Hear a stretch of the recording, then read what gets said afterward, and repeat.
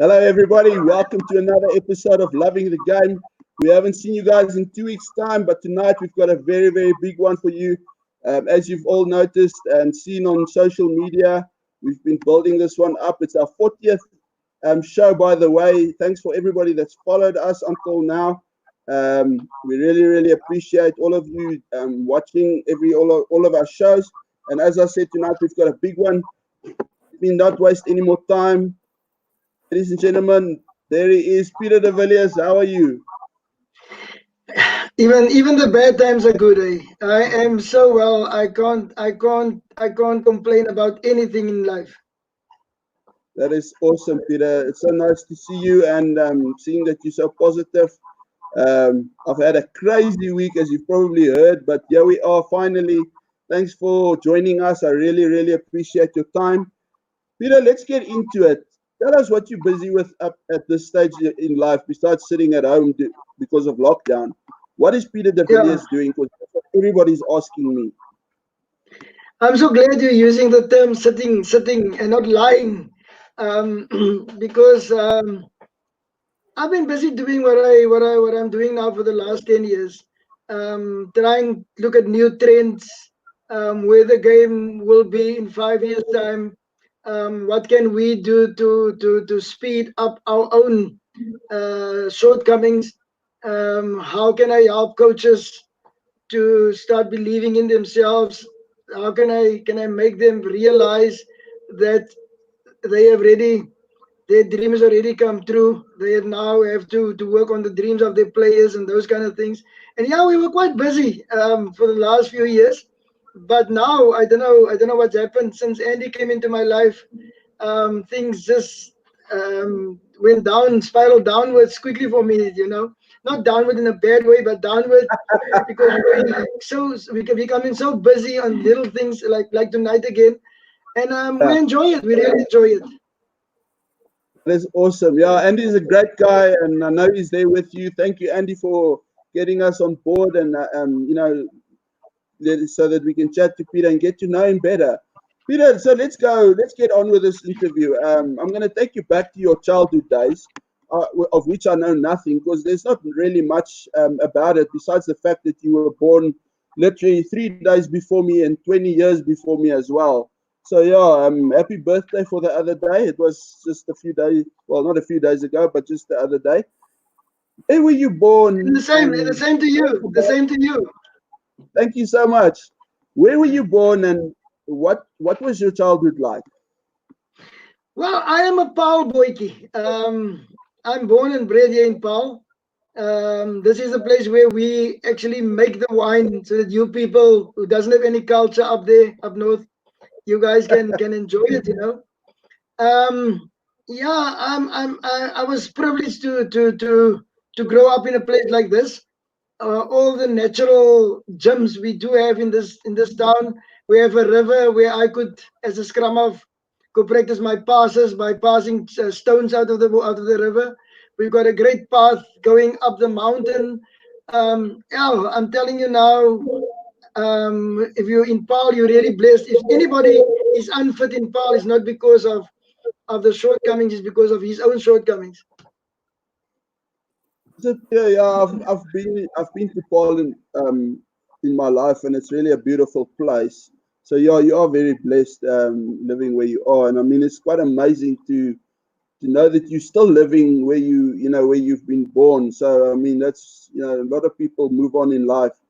But tell me, Peter, where did your love for the game start? I mean, was it someone that introduced you to the game? Did you see it somewhere?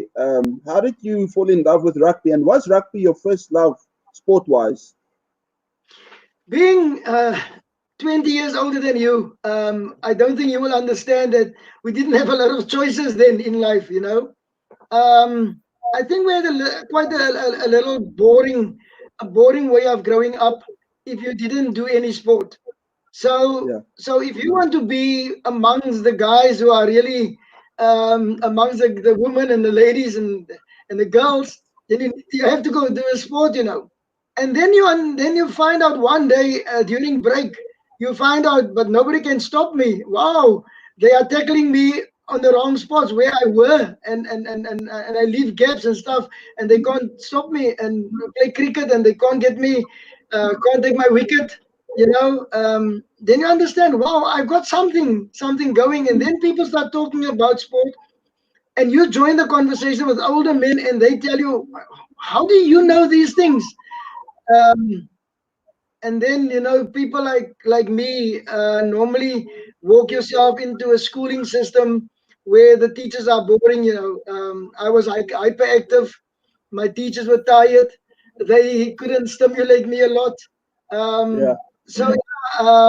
Then the game came, and the game filled in those kind of gaps that they left, because when you come home and you didn't do your homework, you didn't do the things, your father and mother will tell you, hey, hey, hey, you're not playing rugby again, and Yeah. unless you do your homework. And they filled in for the shortcomings of the teachers, and they was my supporters all these years. So it was actually good growing up in an environment like what they have created for me.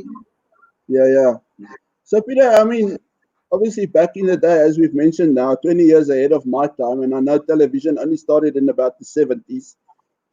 How did you, I mean, who did you support back then? Is it fair to say you were a Western Province supporter, or am I wrong in saying that?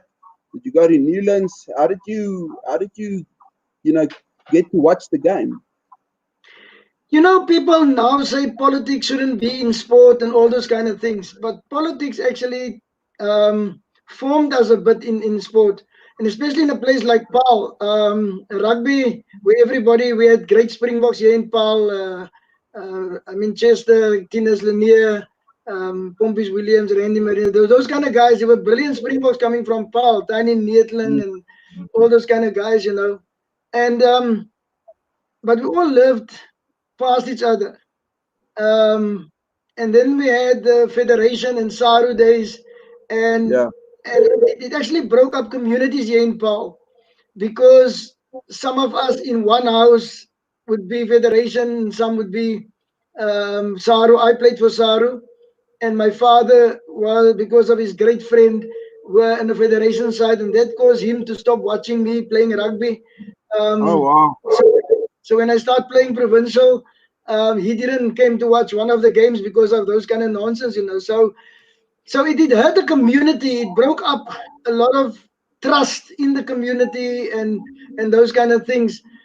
Um, I said the other day to a lot of people, we had so many meetings to decide which way we should go, and after everything has been cleared up in 1994, we didn't have a meeting again to say, guys, let's forget about the past and move on and take hands again. So that gap is still there, and the Oh wow. generation is like the Israelites. They have to all die out, and I don't hope I'm going soon, because the guys in my age, they are the guys who's running the show, and they distrust each other still to a certain extent, although they pretend that things are going well. So yeah, that was the whole story of Paul, and I'm so glad that the fights that we had in the past, during the 1976, um, um, fighting for your human rights and all those kind of things. I'm so glad that it paid off for some of us, and but it also didn't do quite good to unite people again. That's why people talk about are you and me and us and them, because the distrust is still there. And whenever somebody makes a mistake, people refer back to the past. Yeah. Yeah. Peter, any players that you looked up to as a youngster? Yeah, Paul was full of those kind of things. When I played, like you said, um, your flankers as a scrum up, it was a nightmare, because your flankers didn't need to bind. During Yeah. lineouts, nobody picked up anybody, so balls came hard and fast, and people could stand next to you to tackle you. So it was tough going that days, But they were great guys. The guys that inspired me were the big tacklers. Yeah. They could take your head off whenever they want to. You just had to look out for them. There was no rule. You can't go too high. You can't go too low. You could go anywhere. and then you could still dive past a guy and bring your feet to hit somebody in the face, and those are the days. So yeah, there was a lot of guys in Paul who was actually great, but one guy that I really look up to and was a role model for me, it was in my later days when I studied in Kimberley and played for Griquas. The coach that I had there was Piet van Wyk, and wow, what a great man. He was my role model. Yeah. Peter is talking about your playing days. Where did you start playing after school, and when you decided you want to go into rugby? Yeah, no, I mean rugby was there. I don't think rugby started after school. I think rugby started in school, where me and my father, my late father, had a few fights. He wanted me not to go to play rugby anymore because I wasn't happy with my teachers and stuff like that. So schooling wasn't number one or school work. Studying wasn't number one. But then I smuggled my clothes. My girlfriend took my clothes to the field. I played and then gave it to her. She must go wash it again, and until I came back with a big gap in my head. You could see it still. Oh. And and then things got worse there. And then I went to Kimberley to go study teaching there at Perseverance Training College. And I think that is where things really happened for me, where I could live my dream, because I lived at a hostel. 6 o'clock in the morning, we were in the gym and doing, because I was studying physical education. So it was part of my course. So there was training three times a day. Morning the gym, afternoon was it the college team, and at night it was the provincial team. So you were actually fit, but then you were the local hero of the college, and I think there I understood that I'm not a player only, but I understood the mechanics of the game much deeper. So the players around you later on didn't wanted to play if you're not there, because you were helping them so much. The coach at the provincial side shut up everybody in the team, say just keep quiet except Peter, he can talk. Then you start to say, oh wow. And the mechanics around the game, I start to understand that more than anything else.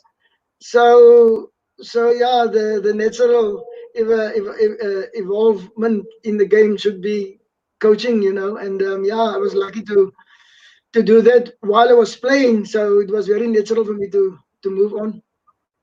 So you started coaching at a very young age, basically. Yeah, I did. People believed in my skill. I don't know why. I really don't know why. And I was so young, and I could do things that if somebody else did it, there was big trouble in our community. If I did it, everybody says, "Shut up! Come on, listen to the man." Maybe because I was an example too. I didn't do the bad things where people could see it. Didn't smoke, didn't drink, didn't. Was actually a nice example to the youngsters too. And then when they got to the field, everything was set up already, and rain or snow or whatever, I was there. And then you performed in the games, and actually then people start believing that, wow, next to sliced bread, you might be the next best thing. And but I'm so glad that I was given the opportunities to live my dream. I wanted to become a coach in my life, and then I became a teacher, school teacher for 20 years. And I think that was my biggest growing years. Biggest growing years wasn't that because now you could work with people that you become a father, a friend, a doctor. You need to feed them. You need to take them to you were there all the time for them, and that helped me a lot to understand the heartbeat of people. And when I got to coach to coaching, I was already professional. My way of doing things was very professional, different to what we were used to in South Africa, where the coach decides everything for the players. I come to grips with it. If the player gets that opportunity, the framework, and the space, they will take responsibility for that space on the field too. So yeah, it worked in my favor. I think it worked a lot in my favor. So let's take you through your coaching career, and hopefully I've got everything here. I've got to trust the media, and the media, as we know, is not always that reliable. But Not the not first, not not most of the time. No, most of the time, you must rely on yourself. I think they're good people, but not good media people. yeah. So according to what I could find, you started well, I don't know, I wouldn't say you started, but one of the places that everything kind of started growing for you was Tigerberg. I'm not sure, is that Tigerberg Rugby Club or what was the club called? Tigerberg actually came from two other different things. I was a teacher still, and I coached the teacher training college in Paul. I coached their team, and they were the champion side um, in South Africa then. And then I moved on to do the correctional services team, and they become the champion side of the Oh, correctional services. And from there, Tigerberg saw me, and they actually made me an offer to come to them. A love offer, not a money offer. And yeah, I went there. It wasn't too bad. It wasn't too bad because there wasn't bad players. There was a lot of but the challenge that I did have with them is that I think 4 or 5 of them played for Western Province in the B side then, okay. and they believed that they knew more about the game than anybody else. Yeah, So yeah, that challenge for me to break them down again and get them to understand and make them sit and watch the game while they think they would have been in the side, just to discipline them and get their heads in the right place again. I think that lent me a lot too, because you need to be harsh with what the public expected to be their number one. He's now sitting on the bench and he's not playing yeah, because of attitude problems. And for me, it's not about that game. It's about what will you become after you hang up your boots. That was more important for me. So whenever I did bad things to players, it was for their good, which they didn't understand. And now they call me and they tell you, hey, thanks for doing that to me. Now I understand why you yeah. did it. Yeah. Awesome. So, I mean, that was 96, 97, and then um, I need you to tell me who is the Western Province DSAS? 1997, first I became the assistant coach with Nick Mallet of the Springboks. Um, I went to Europe with him, where we Okay. had a brilliant tour. When I came back, quit the school, and went full time into coaching. And yeah, worked for Western Province. The Dyser team were a team from the lower clubs. Okay. It was the third best provincial side, and that's where I started in Western Yeah. Province. Yeah. Okay. So, I mean, you were there for a year, and then you became assistant coach in '98 for Western Province's Currie Cup team. Yeah. Who were you assisting there? It was a guy called Kennedy from New Zealand. He came from New Zealand. Oh, Um, okay. yeah, it's still the same now. The South Africans are so in awe of New Zealanders. If somebody says that he's coming from New Zealand and he was worked for the municipality there, people will give him a coaching job in South Africa. Because we're so in awe of just the name New Zealand. The name New Zealand make us all do flips. And he Yeah. wasn't bad. He wasn't bad, but I don't think he understood the culture of South Africa a lot, and that make it, and especially in Cape Town. In Cape Yeah. Town, I'm telling you now, Cape Town is a country on its own. If you're in Cape Town and you're not in the right side of people, you're not on the wrong side. You're on no side. Yeah. Yeah. Yeah. Uh, Tell me, Peter. I mean, then you got an opportunity to coach the SA under 19. SA under 19 box. First of all, you started as assistant coach, and I mean, you were there with them for I think 2 years. obviously, and that was in '98, and in '99 you guys came third in the under-19 World Champs. Were you assistant coach all along, or did you actually go up to become the coach of the under-19 SA team? I never assisted there. I was the assistant coach at the Springboks and then came down to under-19. You I see, never was media, assistant coach there. your form. Yeah.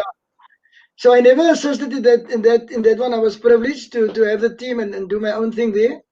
I think my biggest claim to fame is the fact that 70% of the players that I selected to play for South Africa under-19 became Yeah. Springboks.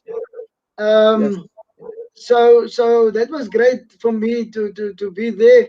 I started with my professionalism there already, gave them the space to work in and to do their own thing. And it was a culture shock for most of them coming from schools where they were told to what to do and how to think and how to eat. And I let them make mistakes. I let them make whatever decision they want to. So yeah, and the one thing I can tell you is that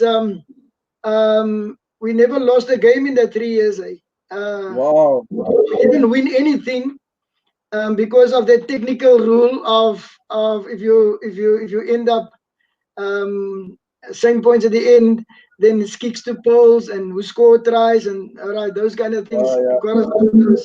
got us out of those competitions. So yeah, we had great fun, great fun in France, in Wales.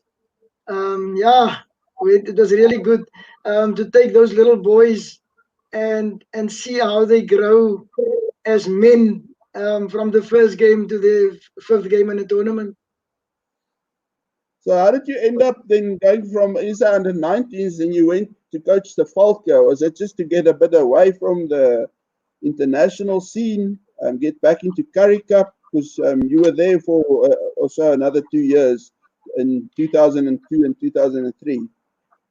No politics again, I, the CEO changes and the president changes, and he made promises to this one and to that one and to everybody. And so, I went in 2001. I went to assist the Bulls in a Super Rugby. okay, yeah. And that's the year that I came back to the under-21s after not losing any game in the 19s. I wasn't found fit to go coach the under-21s. They gave it to Swayze the Brain, and we had a few fights and all those kind of things. And after that, the people who wanted me gone, they got their way. And it wasn't long until 2004. I was back again, but this time I came back as a coach, and I could show my worth there. Which you did. I mean, you had a hell of a stint at the under-20 and under-21s in your 3 years that you were there. I mean, first year you guys came third at the Junior World Champs. Second year, 2005, you guys won. You actually beat Argentina. And then your last year, you guys came second again. I mean, that's not bad at all. I mean, coming first, second, and third, you got all the medals you could possibly think of. But I mean, you Can I guys talk did about well. the 2005 one was actually a brilliant one. If you say that we beat Argentina, Argentina in Argentina is like France in France. Wow, they're different people. But Yeah. to get to that final, we had to win England first, and then Australia, and then New Zealand. Wow. In that midst. That is So we beat all those big guns to get to that final. We had a great team then. We had a great team, a very yeah, who very was good the team. player? That was the year that we started against New Zealand, and in the final we started with 9 black players, Sure. and there was still 3 on the bench too. So that was a year when we had brilliant black players. Tabang Molefe was one of my centers there, and he came back to South Africa, and he was the only one who got a contract in South Africa. He got a contract, so just small one for the Lions, but he didn't play a lot. And it's sad that most of those players just disappeared because of the unions didn't show any interest in them. Um, and I told everybody that the previous year we didn't have that many players in the starting lineup because there wasn't enough. They weren't good enough. And the year after that, when with the PS pieces and Keegan Daniel and all those kind of guys, there wasn't a lot of black players starting again. But that is the nature of the beast, you know. When you have good players, give them a chance. If you don't have it, now I didn't Yeah. go for talent. I look for potential because talent is got a sell by date. You know, you can just go that far with talent, but potential you can nurture, you can make it better, you can, I mean, move goalpost people.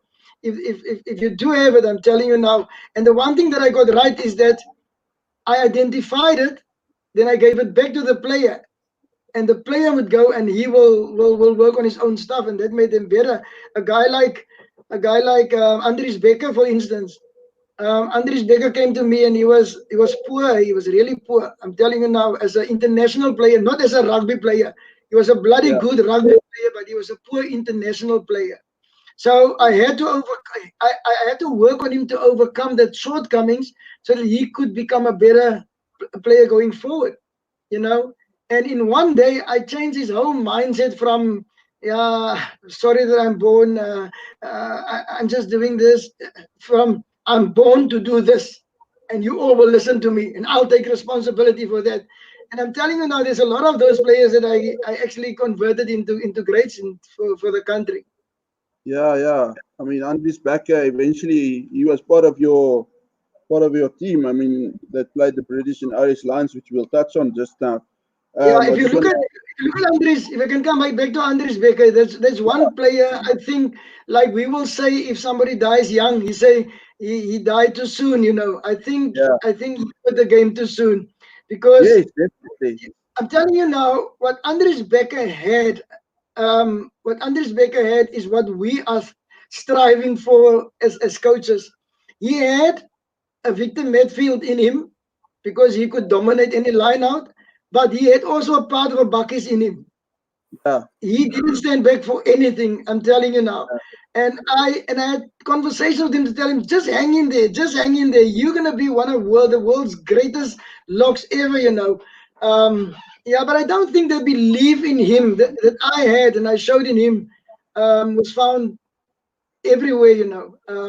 mm, People look for a finished product. They can't actually mold somebody and things. And the one thing about life that I learned and I worked on in my coaching is that you made in the image of God, so you perfect. So God can't add to you anymore. He made you perfect. It's the little things that you add to your own life that you must allow him to cut away again so that you can get to your perfection, you know. And that's what I did with most of the players. I allowed them to cut away the little things that were holding them back, and that made them great in the game. yes.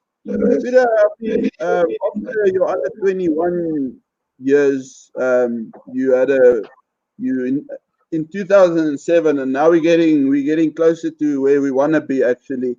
In 2007, while Jake White and the boys were trying, or were winning the World Cup, you were busy coaching the emerging box, which you guys ended up winning the Nations Cup.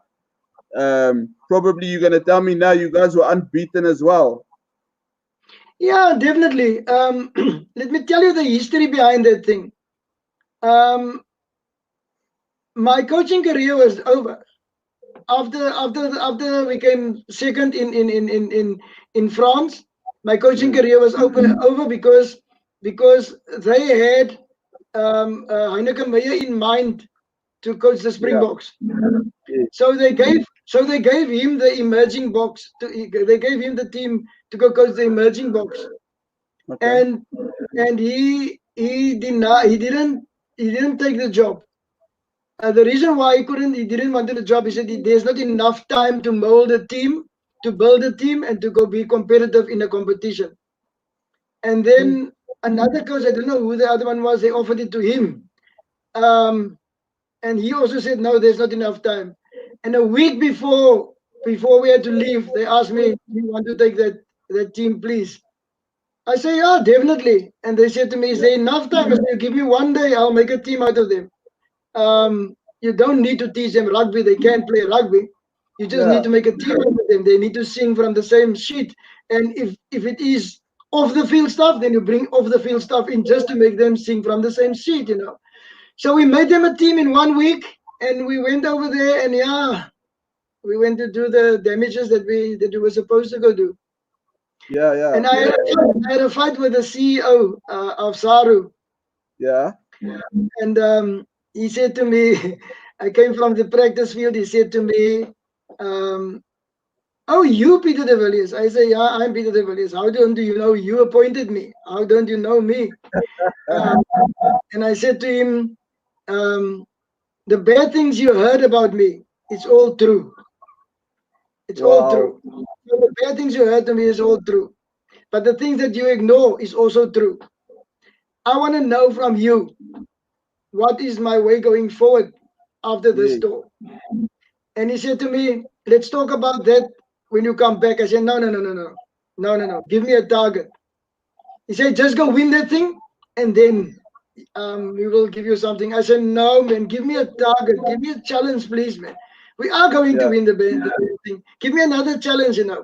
And he said, "Yeah, your mouth is big. 1 week, nobody can mold a team in a week." And I say, "But you didn't meet me, you know."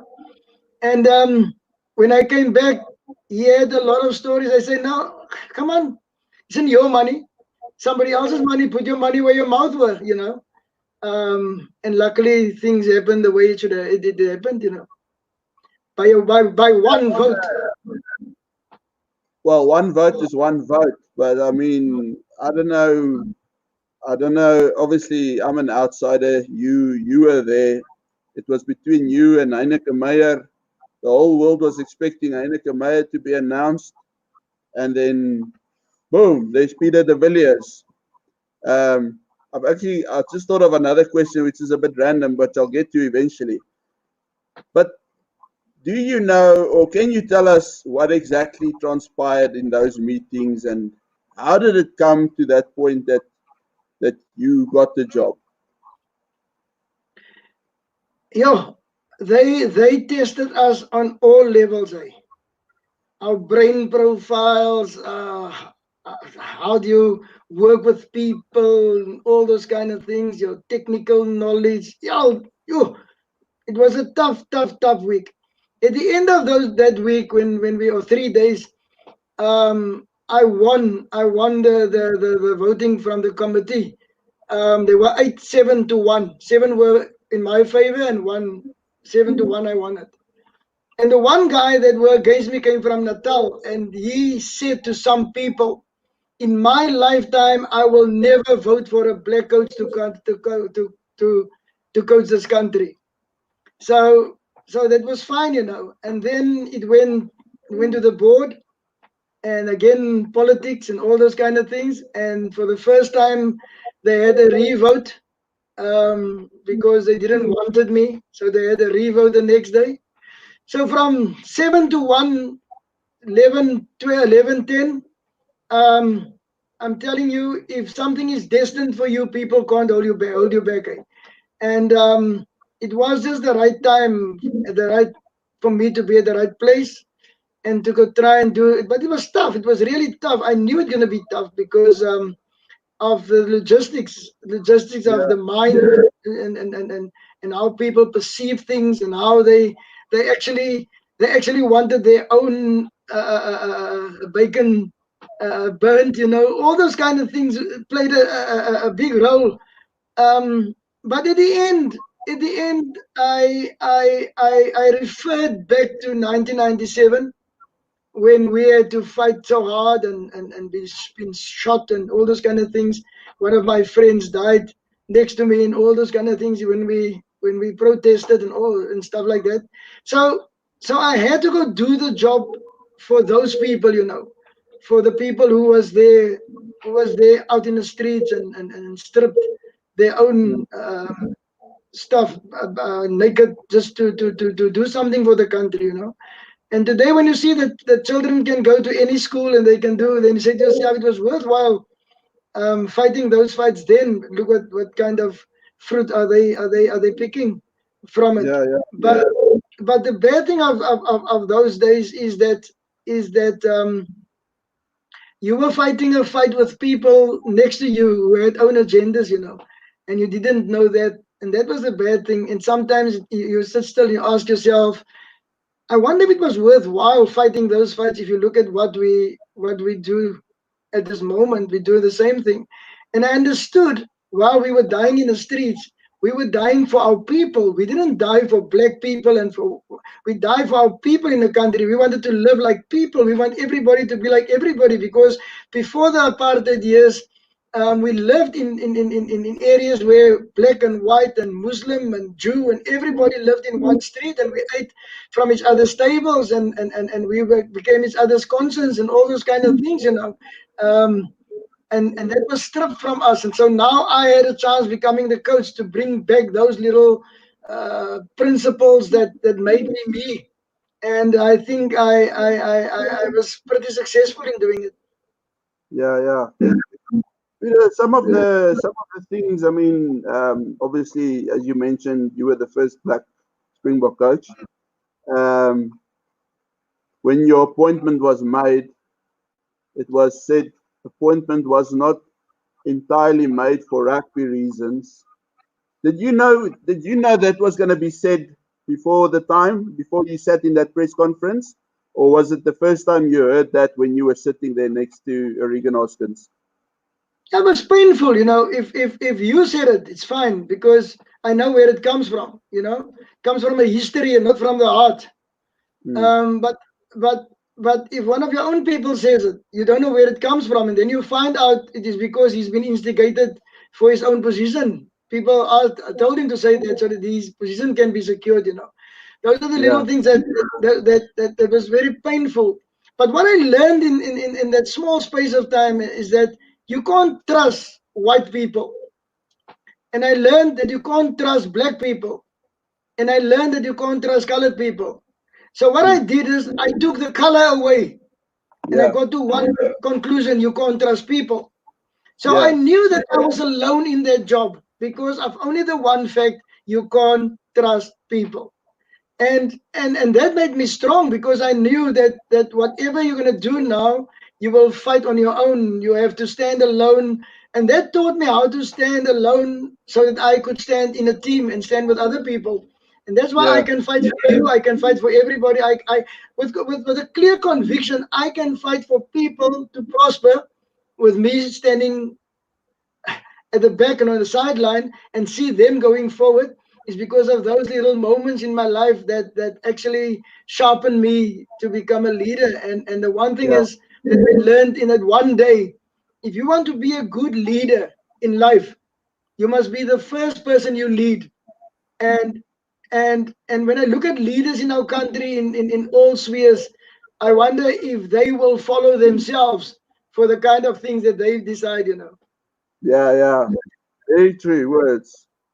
Some headlines that were made in that time when you were appointed, and I mean, I don't want to be controversial, but these No, are you facts. don't listen to me. You're not the controversial guy. I am. Yeah. Don't steal my.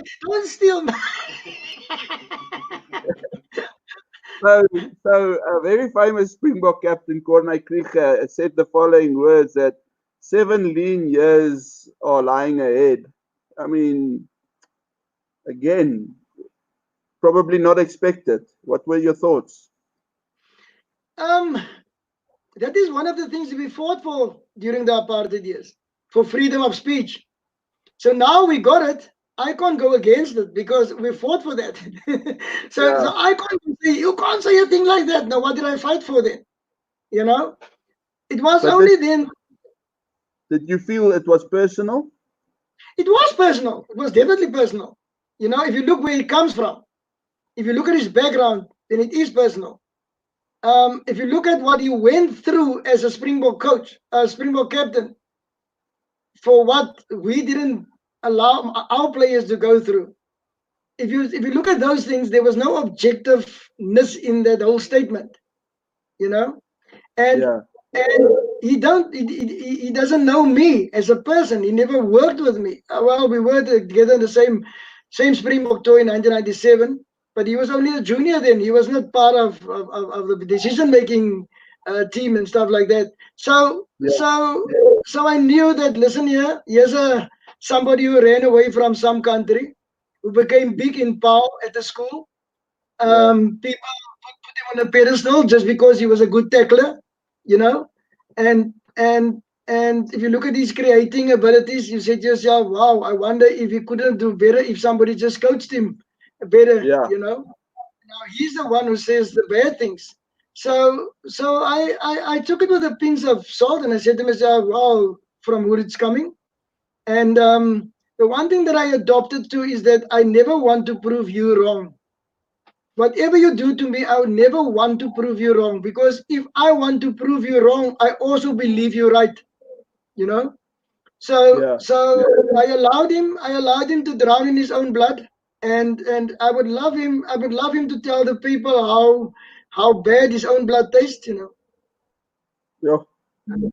Very, very strong words, but I mean, like you said, you're not shy of controversy and stuff. So, but I mean, that's fair enough. I mean, people should be allowed to say how they feel.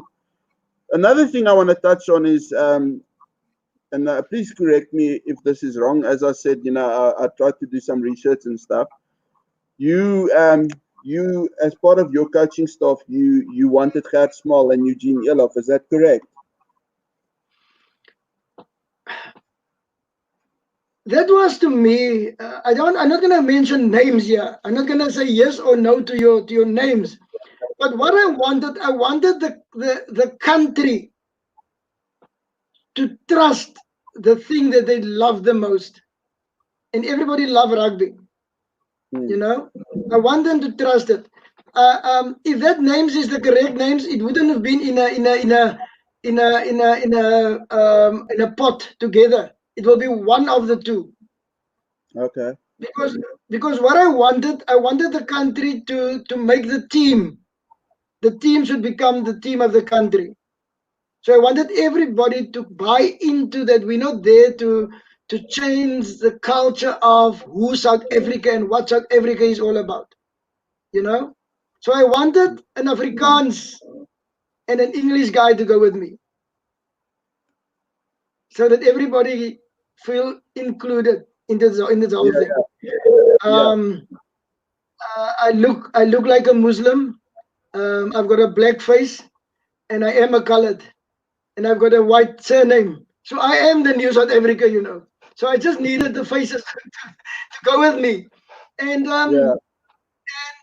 and sadly to say, some of those guys, some of those guys were instigated by some of the board members not to take it and not to go with me, because I won't last for 6 months. Then I will be gone, and then they will ask them to take over again, you know. Hmm. And some of those guys came to me and said, "Wow, they messed up their own rugby career not to accept my offer." Um, Wow. so I believed in myself. Those who didn't believe in me, it's like your faith, man. It's not I can't take you to heaven. Your faith must take you to heaven. Even if Hmm. I'm your father, I can't write on my father's name to go to heaven. You know, it's the same with yourself. If you believe in yourself and nobody else believe in you, you will make it. If everybody believes in you and you don't believe in yourself, you're gone. You will never make it. You know. And I love myself so much, and I believed in what I was doing, but because technically I knew I was strong. The 20 years when I worked with poor children, which taught me how to look at people. Yeah. And then my high performance background of being a father, having a child at 2 years, and the child is so clever, and you tell everybody, "Did you see my clever child?" And I understood, if a child at 2 is clever, how clever can a child at 21 and 25 be? So if you can allow your child to be clever in your house, you must allow your players to be clever in that environment too. And that helped me a lot. I'm telling you now, that helped me a hell of a lot. Um, um, I, I wanna be controversial, like you say. I don't call it controversial, I call it different. Yeah, yeah, I think he's the first professional coach in South Africa.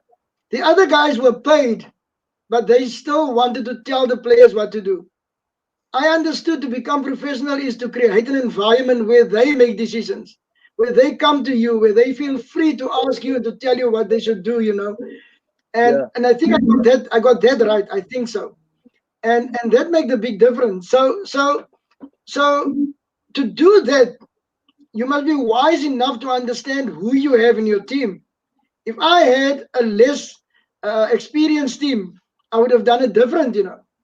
But yeah, a great experienced team, so now you must now leverage on their experiences to make it work for the country. Because the one thing the country wants is wins.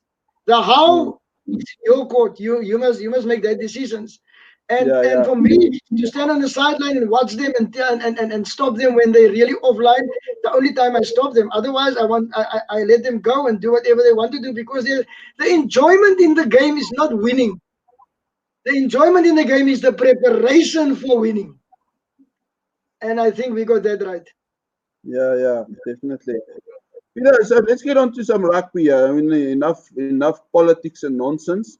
I mean, your first two in the June incoming series, you guys had Wales and Italy coming over, and you beat both of them, which was a great start, obviously for you. Started, you started obviously making your mark, and then obviously Tri Nations followed that, and unfortunately, All Blacks came along and you lost to them. Some cool. You made some comments about the All Blacks cheating and stuff. Take us through that, just out of interest.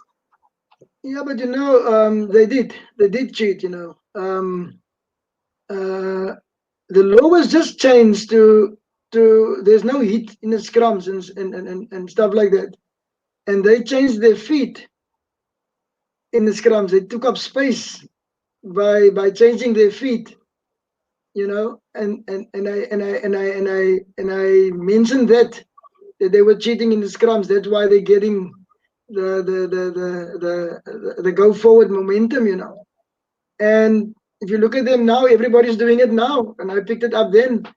Yeah, Um, and yeah, it caused a bit of bad blood, but I didn't care because one thing that they do understand, what they knew, they will never be nailed because the referees aren't clued up on those little technical stuff. Now, by saying that in a newspaper, it's just for the referee to read about it, nothing else. You just want mm, the playing field to be leveled from a referee's point of view. So that's the yeah, reason why you have to put it out there. If you go to the referee, if you go to speak to the ref before the game, the ref will think, another yeah, coach just want to tell me how to do the game. But putting yeah, it out yeah, in the paper, they have because now there's 10 referees reading it, and the referee association, they will discuss it and they will look at those video footage and they will see those things, and then yeah, suddenly when they come to the next game, you so yeah, maybe it's another gift that I had to pick up small little things in the game. I don't know. yeah. So I mean, like I said, you guys lost to the All Blacks. You lost, unfortunately, to Australia. But then I think one of your most famous wins came along, which is obviously winning in Dunedin for the first time. And I mean, just a few things that I would like you to touch on. Um, I mean, in Riku January, in the beginning of your term as Bok coach, at one stage you I don't know if it was you or somebody, but he was left out of the team for some stuff. But he obviously came back, and as we all know today, he was the guy that went and scored that try that ultimately got us to win that match. But you know what? The one thing I want to ask you is, so where there's that famous footage of when the try was scored, and then they showed us the coaching box, And as I was telling Andy yesterday, where you were literally breaking the desk almost. I did. I'm still paying the damn thing. Oh, really? No, just take us through your emotions on that day, on that moment. What I said to the game, to the team in my final team talk, I can Yes. still remember it. I said to them that structures will not win this game today for us. I want us to stay within our structure, but structures won't win this game because they always understand our structure. We understand their structure. We know how to stop them. They know how to stop us. I said to them that individual brilliance is going to win this game today.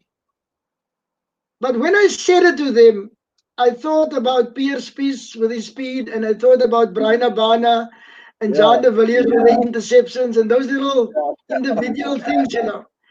I never thought of Ricky, although Ricky played a very, very, very important part of that team. He's quick around the field. His defensive attributes is so great. He'll stop 3, 4 players before the ball is actually into the space of somebody else. So he was actually good, but I never thought that he will be the one. And when he did that, that individual brilliance came to light. And I said to myself, now they will never be able to win us again today because of that individual brilliance. Because they didn't have it on the day. If you look at how Carl was contented, and if you look at those little things in the game, and they didn't have Richie McCaw in that game, and they never had the guys who will come back and can fight us back because their intellectual properties were not on the field. Yeah. And I knew we will win that game. Then that bad thing or the sad thing happened with Victor Matfield being sent off, and now we're 13 men, 14 men on the field, and that last 5 minutes went like 50 years. All this white hair you see here is from that game, Yeah.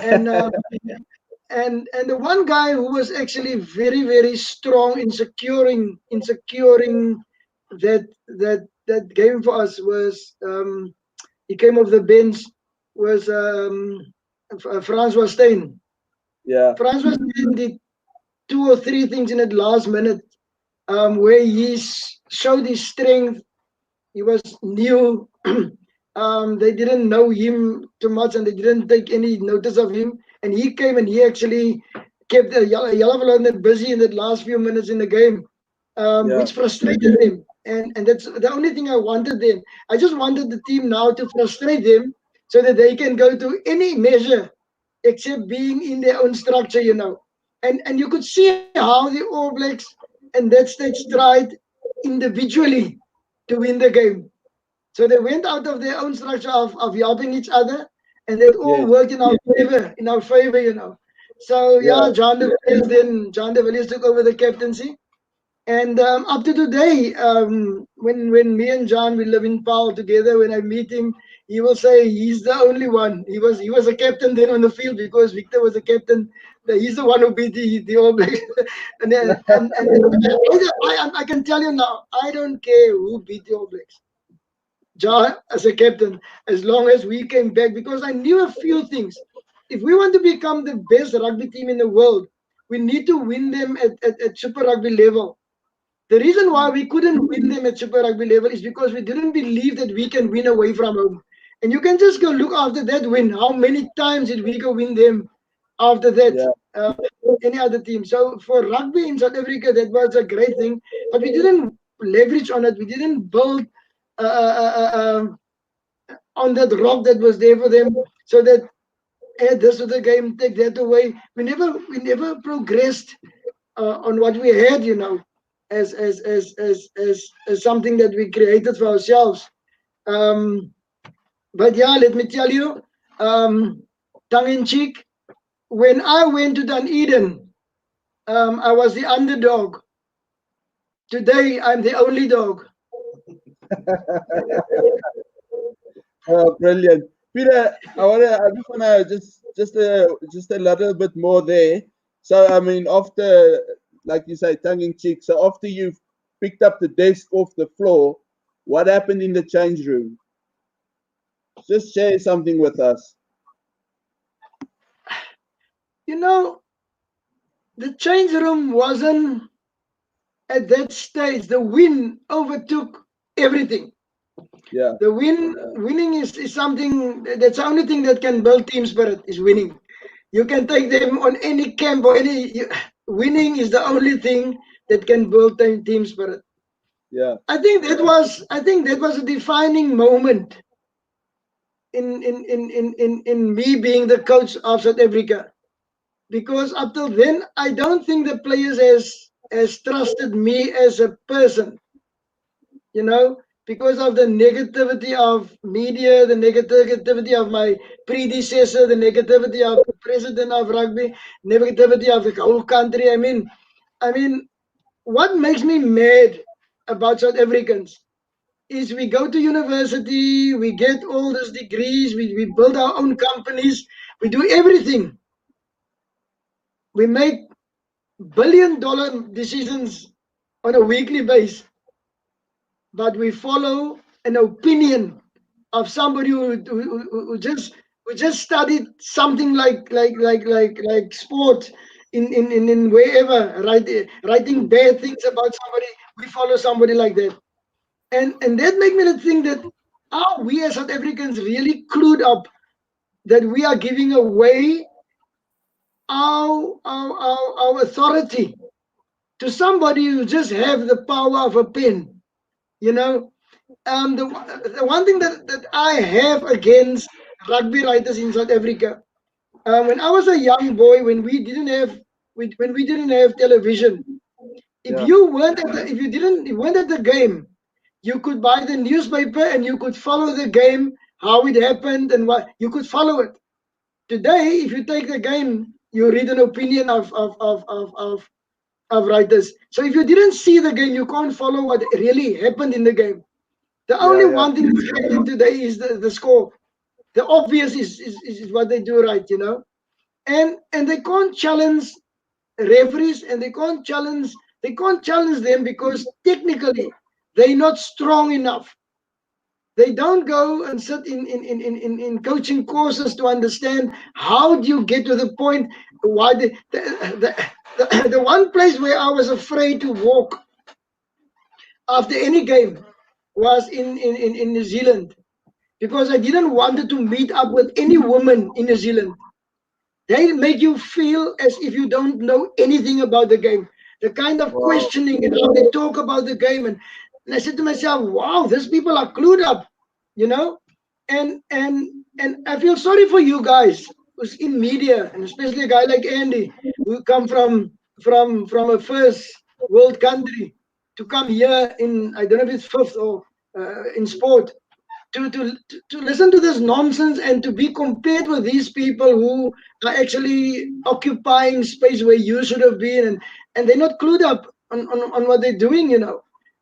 That makes me a bit mad because as I said Mm. to one of the reporters the other day, you don't understand that you are the conscience of the people in South Africa. So you need to keep the administrators honest in their decisions. You never challenge them on anything because you compromise yourself by going, I want to live in good state with these people because I need another story tomorrow. And now you don't challenge them so that they can make good decisions for the people of the country. So you are failing badly because you're not a good conscience that we do have. Peter, let's move along. I mean, just briefly, you guys beat Argentina that same year. At that stage, you guys actually, I mean, you scored 9 tries, 63.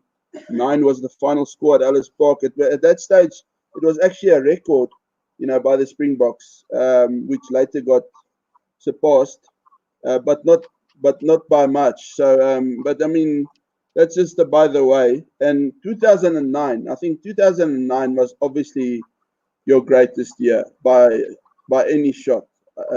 Unless, I mean, I don't know. In your mind, probably you could say something else. But from I think a spectator's point of view, Peter de Villiers' most defining year or year as a Springbok coach was 2009, which we all know. Obviously, you guys beat the British and Irish Lions. Um, Tell us about the planning that you. What was your planning like ahead of that tour? Yeah, it started back in 2008 already. Mm, It didn't just happen. You know that when you play against a British and Irish team, I'm telling you today, it's an upgrade of the already great nations that are playing in the Six Nations there.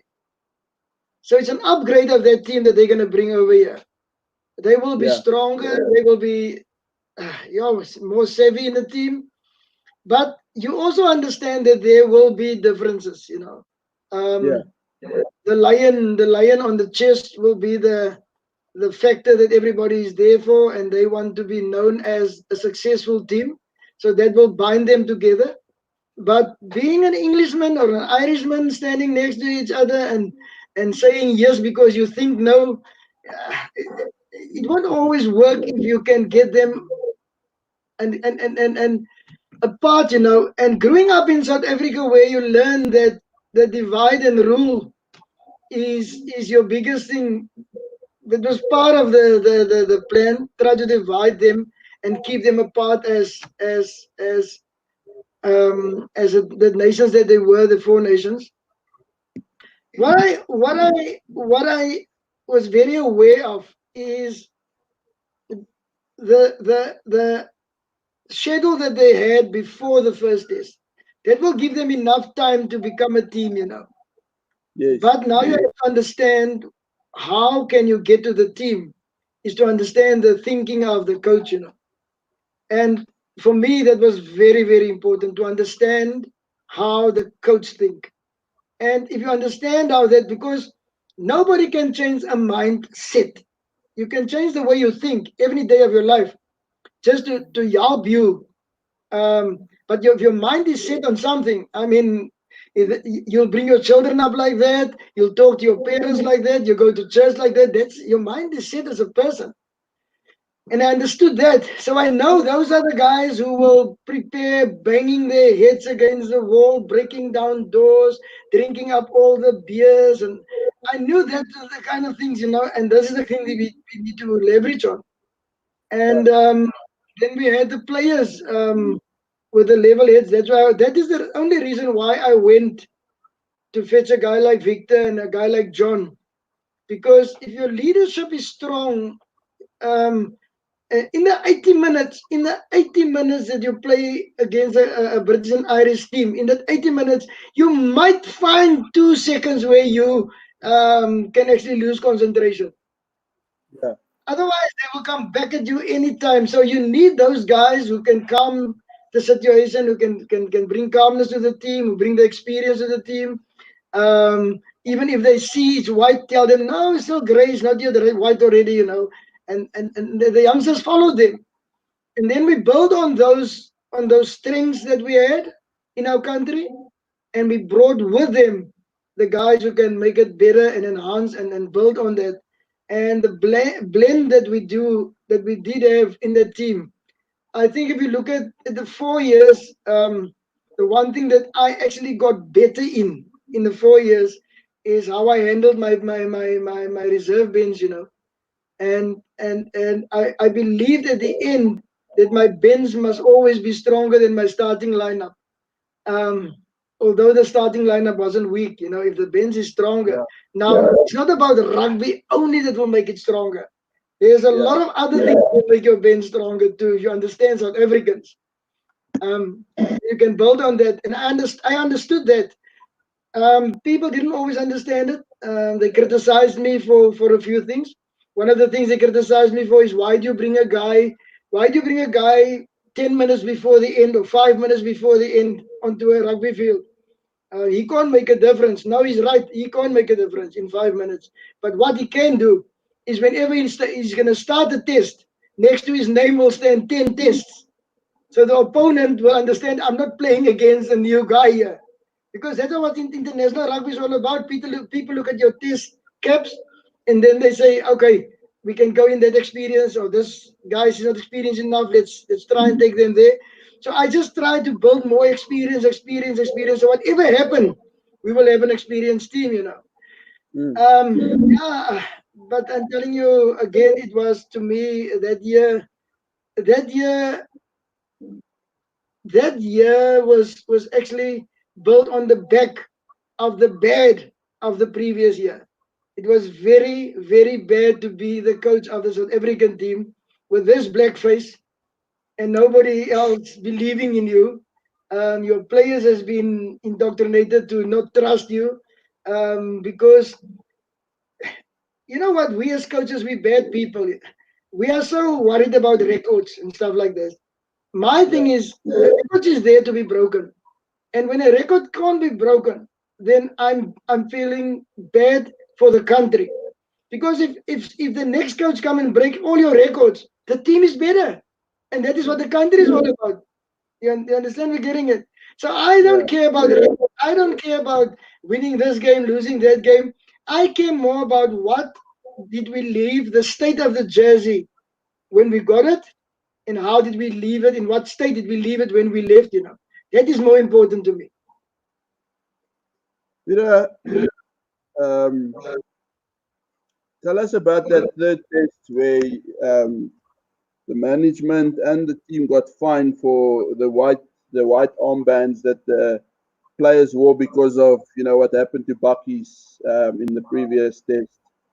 I mean, it's pretty well documented that even Adam Jones, that got cleaned out by Bucky's, even said that, listen, it was a fair call. There was nothing wrong with what happened. And then the team decided, well, they're going to wear white armbands and with Justice for written on them. And I saw that the team and the management got fined for that. What was, I mean, I don't know what the fine was like or what was the exact fine, but I mean, how did you guys handle that? If you coach a player, if you coach a player like Bucky's, and you know Bucky's is born to hurt people, and he can't hurt people, then you can't have him in a team anymore. And that is how we coached him. That is what we told him to do. We went into all those little nitty gritties and we break down the small technical parts of the game. You know, at ruck time, at scrum time, we broke it down. So what we coached is actually within the laws of the game. I can remember when Gary came to me, Gary Gold said to me, "We are going to jump the heat in the scrums." And I said to him, "There's no way that I want that because I'm coaching within the laws. What if they penalize us the last minute in front of our post and the guys win a game because of us, our coaching, you know?" So we couldn't find anything wrong with Skulk, and we couldn't find anything wrong with Bucky's. So we brought in a lot of people to come look at it and tell us. We brought in the referees. We had every stone we turned to see what was wrong.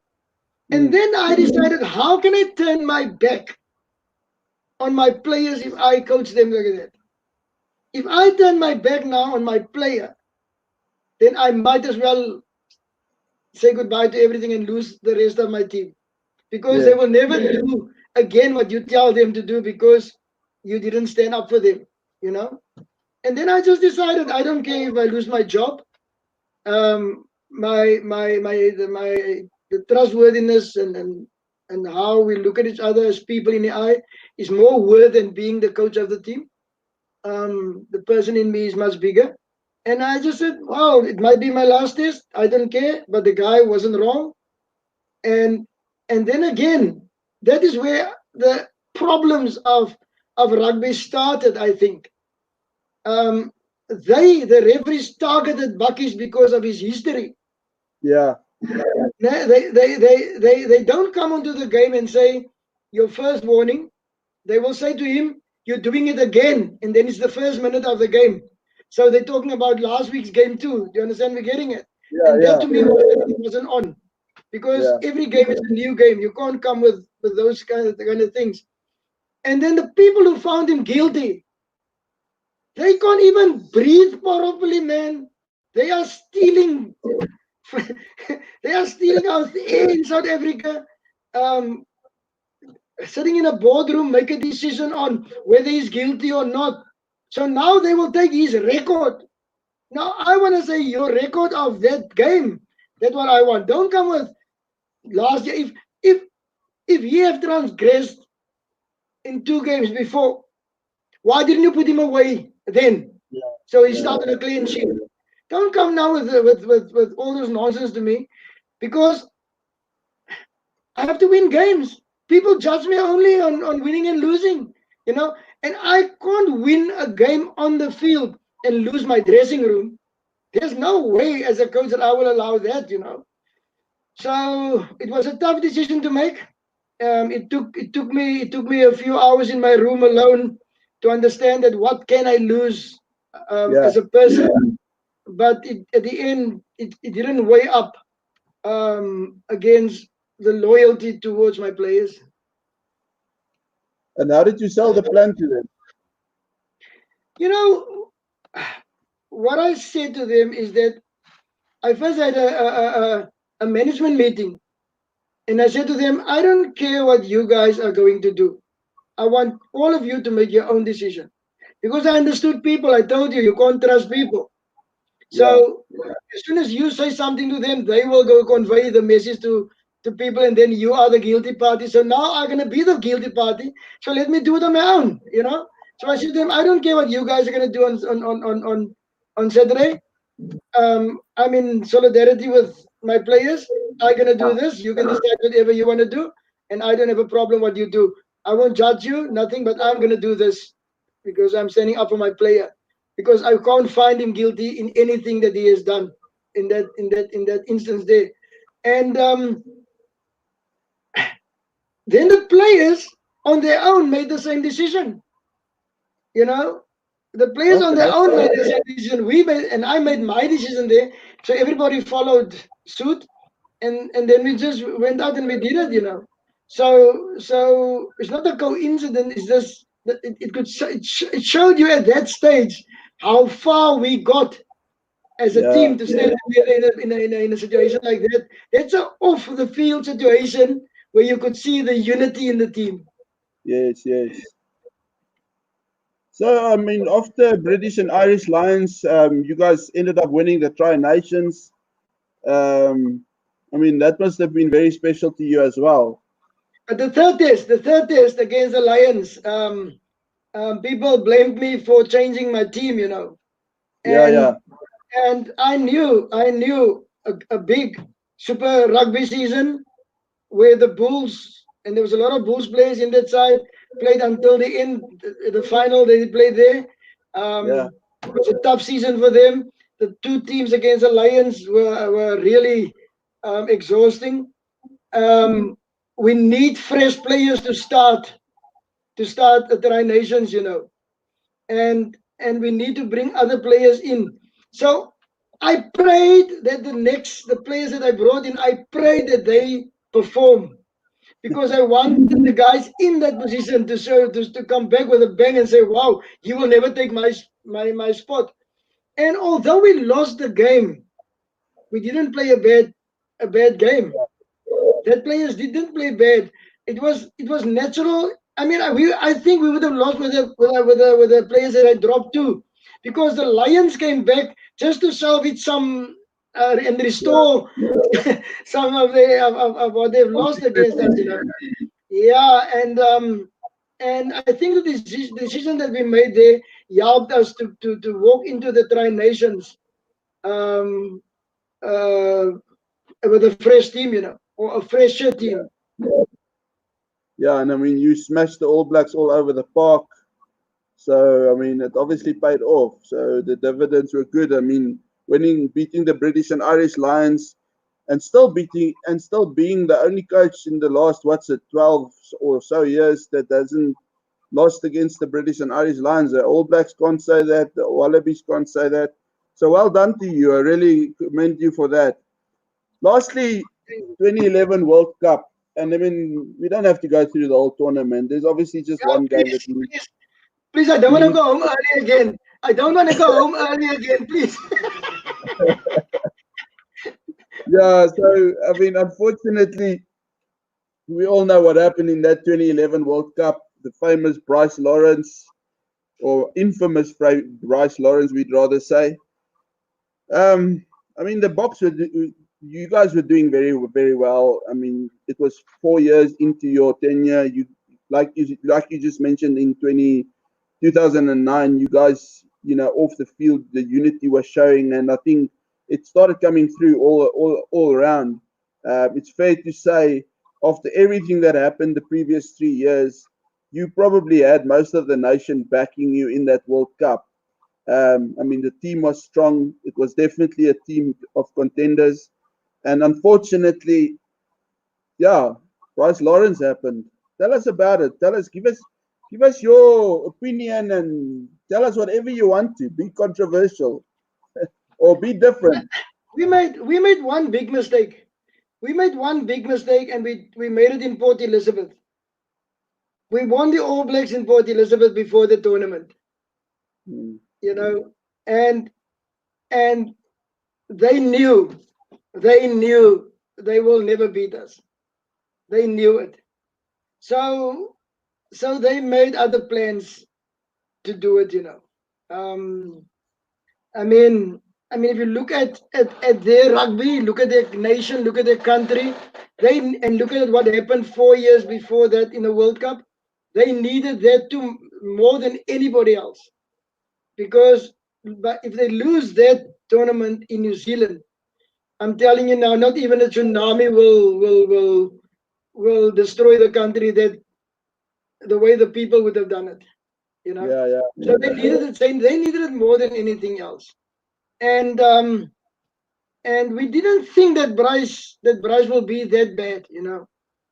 Um, they called me, the New Zealand, one of the New Zealand, I think the Herald called me afterwards, and they said to me, "Do you think that he brought the game in disrepute?" I said to him, if he was fair, if he was fair in that game, then he have never should have been on that panel of World Rugby. If he was not fair, oh hell, then he shouldn't have been in the World Cup yeah, because of what he did to the game. And from that you can make up your mind if what did I think about his decisions. And he was in Afrikaans, it's a bad name, but I won't mention it on air. But he was bad, bad, bad, very bad. But only for us, only for me, only for our players, he was bad. He was actually very good for the New Zealanders. So what we did, for what's bad for us, were good for them. Do you understand? And yeah, and whatever we say, if we look at from their side, if we look at from if it was for us, Peter Roberts as a referee before your time in South Africa, blowing a test, yeah, and you look at what he did, and say to yourself, wow, how patriotic can a person become, you know? yeah, So yeah, but what's great about it for me, it kept me very humble. It kept me very, very humble, because winning that World Cup would not made me the first black coach in South Africa only, and that I don't think I would be able to handle. And that is what the great. I think that's what our good Father in heaven knew. I'm gonna lose this. I'm gonna lose this bugger. Let him rather lose this game. I don't want to yeah, lose him. yeah. And Yeah, I was actually building on no, that no, humbleness, I can tell you today that I'm looking for new trends every day, and I'm sitting and watching games and wow, I can do this there and do that there. So whenever a chance comes, and I don't have a problem if I don't get the chance, it doesn't take away my knowledge and my savviness about the game. It doesn't take it away. But it's gonna be a loss for South Africa if I die with what I do have in my head, about this game, and it's something that I didn't ask for. Um, is like you go sometimes to 10 doctors, and then there's one you say, "Wow, that is the one that he will really save my life." So the wisdom about around the game and working with people is not something that I can take and boast about. I'm really blessed that I do have it. and I'm feeling more bad about it than anybody else in the country. That there's so many people who will not be able to tap into those kind of small things and make us a competitive rugby nation like the New Zealanders. You know, they can lose a game, they are still competitive.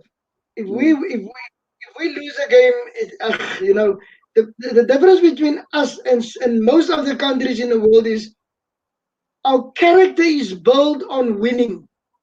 We become and we defined by losing, by winning. So what we do is we do everything in our power not to lose. We'll do everything not to lose because the scoreboard defines our character. But and that's a bad part of South African sport, and that's why people call us chokers. Because we do everything not to lose, we do nothing to win, Yeah, and that well, is why we.